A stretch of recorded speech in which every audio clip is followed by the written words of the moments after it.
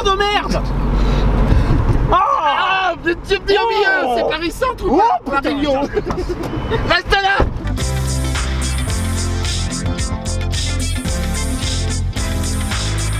Bon bah Karim, bonjour, merci Bonjour. de nous accueillir à la ferme tropicale. Donc on a raconté que notre ami Yuri, il a fallu le récupérer parce que c'est il est assez pénible, hein, c'est le bon terme. Donc on est là pour les jeudis de la Terrario. Tu peux nous expliquer un petit peu ton concept, ce que tu proposes? Le concept en fait il est super simple. Quand on va sur un salon, on est content de ramener une bestiole pas chère, mais on est surtout content de voir des copains, de discuter. Et puis si jamais c'est un salon sur 2 jours, on est super content de la soirée raclette. Bon, bah, nous on est à Paris, on a des animaux un peu partout, c'est facile d'accès. On fait les jeudis de la Terrario. Les jeudis de la Terrario, on parle d'un sujet précis, on débat, on discute, on voit quelques photos, et puis on boit quelques verres, et puis on reboit quelques verres, et puis on reboit quelques verres. Puis après on mange un petit peu parce que Oui, c'est pour reboire un verre quoi. Donc c'est une fois par mois, c'est le jeudi de la Terrario. Et sur ces jeudis de la Terrario, on va essayer de faire venir à chaque fois un intervenant. Ça peut être moi, ce soir c'est Olivier Marquis qui a fait quelques missions en Guyane avec justement avec Caïman Noir et les Paléosucus sur lesquels il a fait des publications. Et donc il va nous exposer un petit peu le fruit de son travail sur place, ses observations. On a eu Francis qui nous a parlé de l'herpétofaune du parc Kruger et comment fonctionnent ces parcs, comment on peut voir des animaux. J'ai parlé un petit peu des Pitheirhejus au Togo ou du franching des reptiles au Pérou. Donc voilà, à chaque fois on a une discussion, un petit débat qui prend un quart de la soirée et le reste c'est de la convivialité. Donc ce soir, c'est quoi le sujet? Ce soir c'est les caïmans de Guyane, Les caïmans le de sujet, Guyane. avec 2 conférences, une sur l'écologie et la thermorégulation du Paléosucus trigonatus. Tu connais ça, Paléosucus? Paléosucus, ça me dit un truc. Crocodile. Machin qu'on arrive à trouver à Ham chez des gens bien. Alors qu'il y a On n'arrive pas à trouver quand on se démerde mal, mais c'est une question de point de vue. Ah, tu sais qu'il prend cher hein, sur cette histoire-là. Ouais, mais en même temps, elle était drôle, celle-là, elle était pas mal, elle était pas mal, hein. Mais bon, ça c'est Yuri. Je c'est fais vrai. 1500 km et je vais peut-être trouver quelque part un truc que voilà. Et je rentre bredouille. C'est cool parce Presque. qu'à une heure près, j'étais. Bredouille. Bon. Et ça, et puis je crois qu'il y a un travail sur l'alimentation du caïman noir. Mais je sais pas si les 2 seront ce soir ou pas. D'accord. Moi, je fais confiance à mes intervenants, quand ils sont bons, on les laisse faire. Ouais, ils sont sérieux contrairement à d'autres Ah oui, intervenants non, qui faut peuvent. pas demander d'intervenir. Faut pas te C'est demander bien, d'intervenir. on peut pas toi. intervenir en général. Et c'est vrai que c'est la spécificité, c'est difficile à dire, de la ferme tropicale, c'est que tu proposes également différentes, je ne vais pas dire prestations, mais justement discussions autour de la Terrario, puisqu'il y a aussi avec les enfants mercredi, où j'ai vu qu'il y avait le planning dans la petite salle que tu nous Oui, as proposé. On a effectivement un rôle pédagogique. Donc on a de nombreuses demandes de gens qui souhaitent avoir une première approche, Ouais. principalement pour les jeunes. Donc on a des ateliers le week-end ou le mercredi avec une première approche. Le petit déjeuner des lézards, apprendre à manipuler mon serpent au crochet, des choses comme ça. On a des ateliers sous différents formats. On a un format XXL, donc c'est une journée complète sur le Pitheirhejus en décembre. On a des journées complètes également sur la reproduction, des ateliers d'une heure ou 2 sur le sexage, donc apprendre à sexer un serpent. Donc on a beaucoup de petits ateliers qui sont plus ou moins récurrents sur l'année. Et puis on essaye d'en développer de nouveaux au fur et à mesure.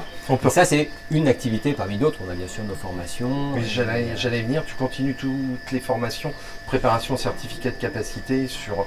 Alors on en avait plus ou moins discuté quand on avait visité Comble-la-Ville, mais c'est sur 2 sites, c'est ça que tu formes? La grosse formation, qui est donc une formation préparatoire de 10 jours pour déposer un certificat de capacité, mais pas uniquement, il y a plein de gens qui le font pour le plaisir, juste pour étayer un petit peu leurs connaissances. Ça se fait pour la partie pratique sur nos locaux de Comble-la-Ville. Là on a justement des petits caïmans, des choses comme ça, entre autres. Mais pas que ça, bien sûr.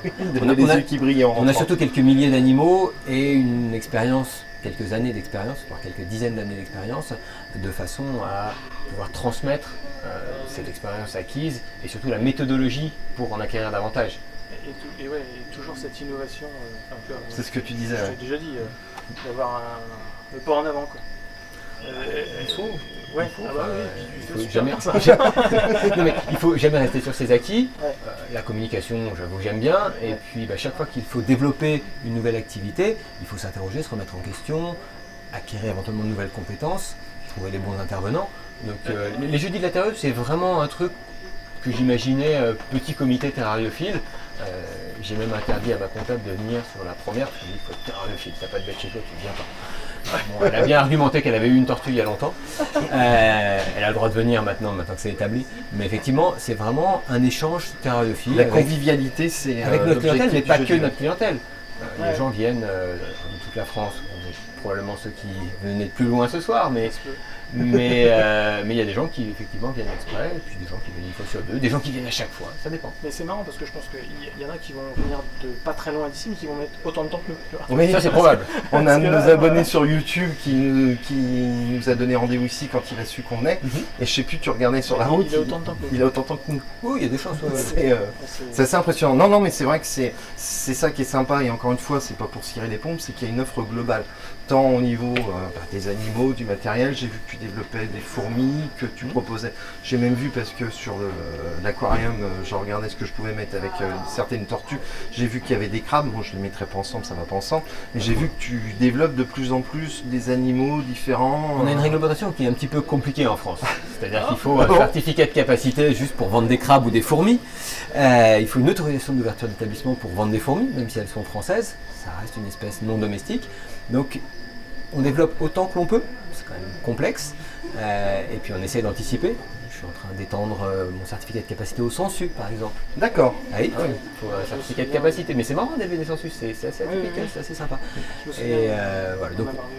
on essaie, il y a encore d'autres choses, il y a toujours cette idée d'organiser des voyages herpéto sur le terrain qui est un vieux serpent de mer, mais ça sera peut-être un jour. Mais c'est vrai que la législation, il y a même le Conseil d'État dans le mois de septembre qui a fait paraître un rapport qui disait que la simplification administrative, encore une fois, C'est vachement compliqué. C'est vachement compliqué. Donc, je crois que c'était le 4e rapport du Conseil d'État qui disait absolument qu'il faut simplifier parce que c'est un blocage à l'innovation, à l'économie, etc. Donc c'est vrai que quand on cherche, on essaye de trouver des nouveaux services, des nouvelles prestations, on est toujours confronté à ce genre de... C'est une vraie complexité. C'est pas le cadre ce soir, mais effectivement j'ai fait des propositions de simplification auprès du ministère. Globalement, c'est bien que ce soit compliqué parce que comme ça c'est plus dur. On limite un peu le niveau. Ça ne veut pas dire que rien ne se fera, mais une refonte complète de notre système faune sauvage captive, non, c'est pas à l'ordre du jour. C'est pas l'ordre du jour, ok. On aura des aménagements à la marge. C'est déjà ça. Ouais, c'est déjà ça de gagner. En tout cas, merci de nous avoir accueillis. Et merci de venir surtout. On va essayer de présenter un petit peu à la fois un vrai t-shirt à toi. On va essayer de partir avec. C'est gentil, merci. C'est cadeau, dis donc.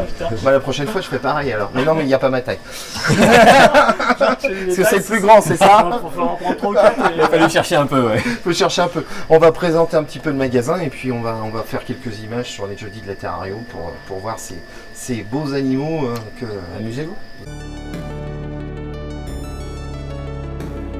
Yuri, pourquoi tu m'aides jamais pendant les interviews? Parce que je t'aime pas. Oh, j'ai eu peur. T'es quand même pénible, hein?